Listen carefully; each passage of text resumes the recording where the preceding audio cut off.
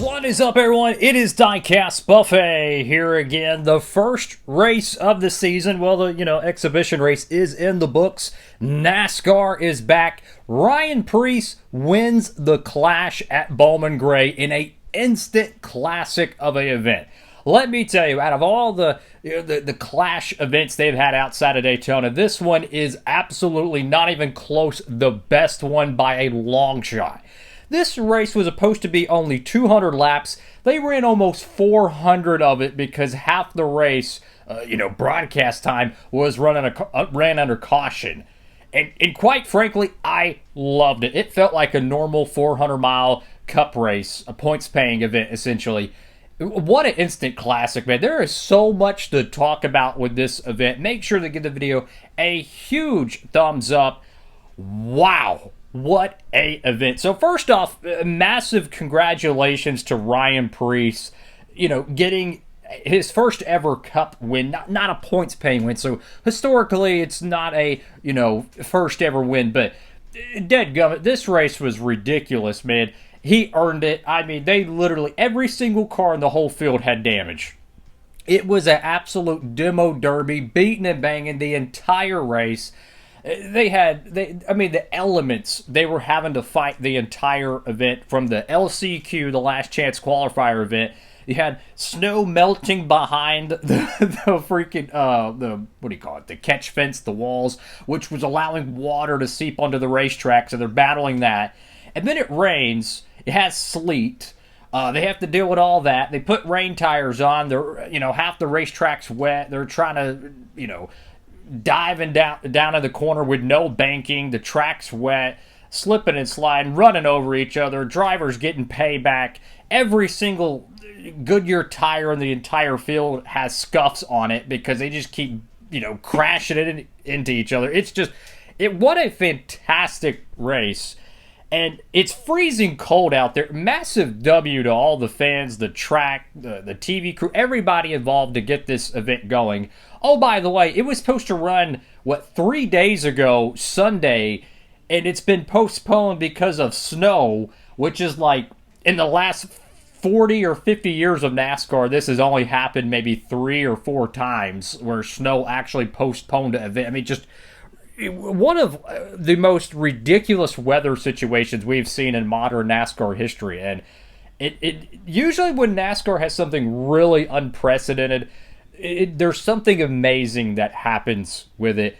This being one of those events. You think about the 2012 Daytona 500. You got an all-time classic event. I think about the 2023 Chicago Street Race, where you had SVG getting his first win in his first career start after a monsoon.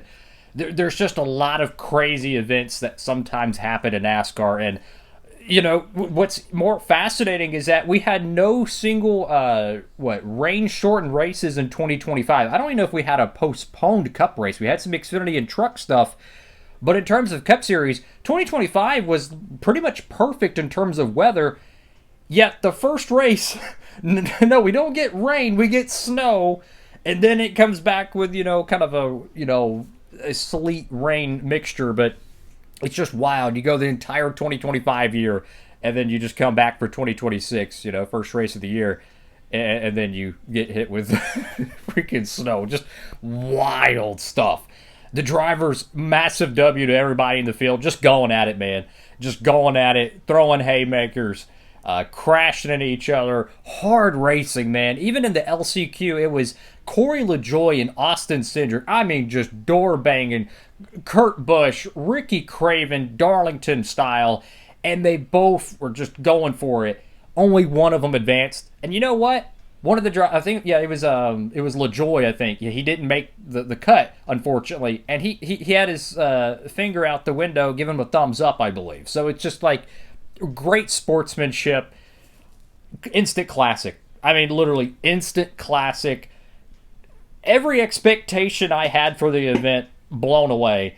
And massive W to NASCAR for not shortening the event and not forcing them to go single file, because they've done that in the past when they have a ton of crashes. They go single file and then the race just, quite frankly, sucks. No, they rewarded everybody's hard work by giving them an extended event because the caution laps didn't count.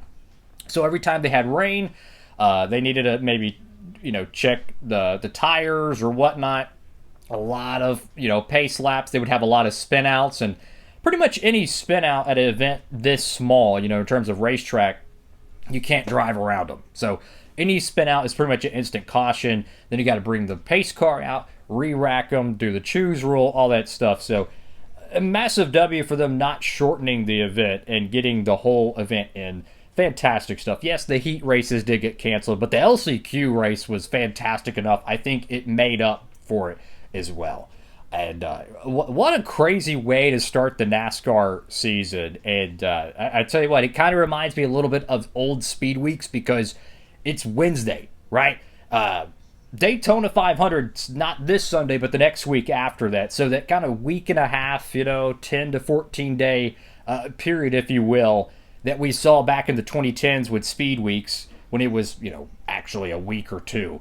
It definitely kind of feels like that. Like, okay, they're going to take, some days off and they're going to be back practicing. My battery just died there. But the point I'm trying to make is that it definitely feels like old Speed Weeks. And then if you add in the Atlanta event that follows the Daytona 500, that a little bit does feel like the older Speed Weeks because you have a lot of plate racing. And I think there's a lot to be said about this event. It's definitely an anomaly because it's an instant classic. I mean, you got the upset winner, insane quality of racing. I mean, literally, SVG had a legit shot to win this race, which I thought would have been a crazy storyline because a lot of people, they're not believers in him in terms of winning an oval event.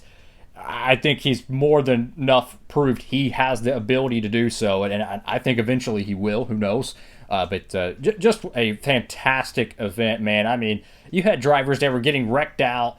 They'd go to the back of the field, an hour later, they're in the top 5. I can't tell you how many times Ryan Blaney and Kyle Larson had a shot after spinning out or having misfortune. Drivers running out of gas because they didn't think the race was going to be this long. Traditionally, the Clash is a very short event. So that's why I'm really thrilled about it, is it felt like a springtime cup race where you have a lot of laps to be ran.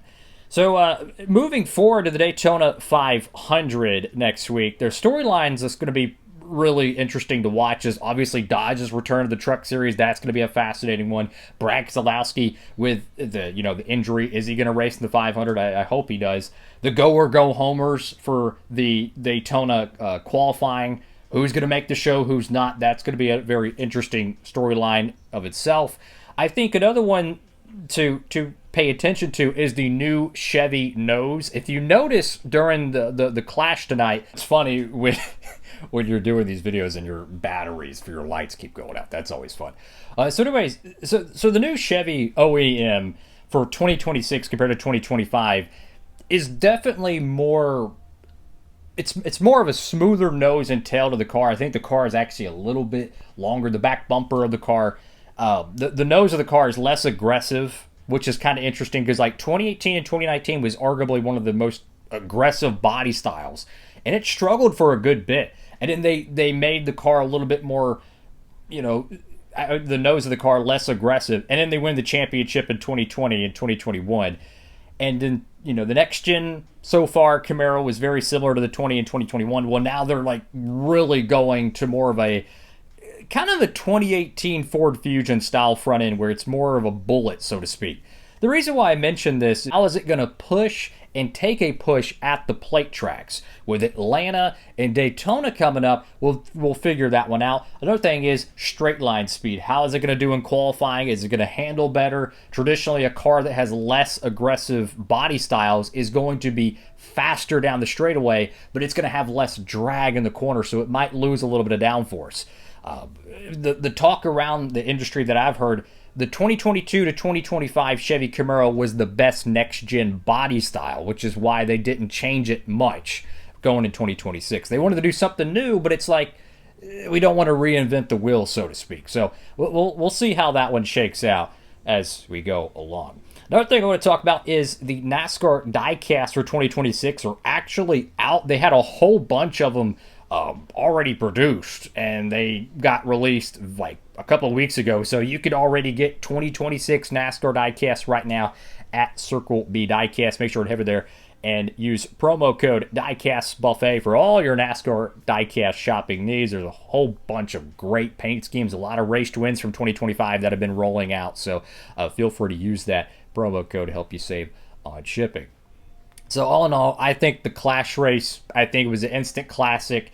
There was some great paint schemes as well. My favorite one was probably the SVG and Austin Dillon paint schemes. Connor Zilich's car was amazing as well. Hopefully diecasts get made. I love that Kevin Harvick, Austin Dillon-like paint scheme. That paint scheme is, they nailed it, man. Them Trackhouse cars, they nailed it, man. Trackhouse, best paint schemes, I think, of really the whole garage, in my honest opinion. But, man, it's just cool to see cars back on track, and definitely an event I feel like a lot of people are going to be nostalgic for years and years from now, because when's the last time you've actually seen snow affect a NASCAR race? Like, legitimately. Like, this, it's... I was kind of hoping we'd get some snow flurries during the event, because I think the photography for it would have been crazy cool. So that was definitely interesting. Comment down below what y'all think about tonight's event. I thought it was fantastic. 10 out of 10. The best Clash race maybe I've ever seen. And I'll end my video on this. There's been a lot of discussion the past week and a half about where the Clash should be moving forward. A lot of people say Daytona. Some people even say the LA Clash. Some people just say Bowman Gray. Some people say maybe go to a new place. My honest take is I never wanted it to leave Daytona. I don't remember my exact opinions on it, but I don't believe I wanted it to leave Daytona. And I look back and I'm like, man, I like plate racing so much. That's my favorite discipline of racing. So I would like to see it in Daytona, but man, they put on a really good show tonight at Bowman Gray. I don't know if it's possible, but could you get 40 cars or 36 cars at Bowman Gray? I don't know. I mean, I don't know. Could you do it? Is it possible? I don't think it would work with pit road and stuff, so I don't know if you can have a true points-paying race there. I don't know, but man, I tell you what, they were throwing haymakers tonight. Oh yeah, another thing. So I did a season preview video, right, talking about all the different changes and stuff. Well, horsepower we got to see tonight. That was fantastic, by the way. Definitely could tell a difference in the horsepower. But they announced the Charlotte Roval, like literally a week before the season starts. Oh yeah, the Roval is gone for 2026. They're going back to the oval. But man, when I heard that, I was so excited, bro. I'm gonna keep it a buck. I like the oval. I've always liked the oval, even when the racing wasn't that good. I never wanted him to go the Roval. I'm just going to keep it a buck. I'm not saying the Roval didn't produce at times. Hey, my favorite driver's done pretty good there, Larson and Elliott, but there's something about the Charlotte Oval, especially when it's a night race. I don't know if it's going to be a night race, but man, it would be really cool. It's a 400-mile race, not 500 miles, so that's, I like longer NASCAR races. That's just me. I'm a huge fan of making NASCAR events, longer, because you get more attrition, right? You get more strategy, so to speak. But them going back to the oval, I've been wanting them to go back probably the millisecond they announced the Roval going for the 2018 season. So I love that. And I'll add one little point to this, because, again, they didn't mention this before I did my 2026 season preview. I had a hunch they were going to go back to the Roval eventually, but with them going away from the one race championship. Oh yeah, we're in the chase era, by the way. I still can't get over that. The season finale lost a lot of its value, so to speak, because now it's just the end of the season. It's no longer, hey, it's the championship event. Going into the offseason was thinking maybe 2027, maybe 2028, they would bring back the Charlotte Oval and they would switch it from the Roval to the Oval and use that as kind of a marketing thing, like, okay, the Oval is back type energy. So I think with them going to the chase, kind of reducing the, getting rid of the championship event, there was no need to kind of hold on and wait to go back to the oval. So I think my lights are telling me enough rambling, and it's time to end the video, because like my third battery freaking went out. So that's always fun. I guess that's a way of saying I ramble too much in my videos, but I'm just happy NASCAR is back, and the ugliest dude on YouTube can talk about stock car racing again, because it's been a minute, and it's just crazy to think that the chase is back and all that. So enough of me rambling. Fantastic event.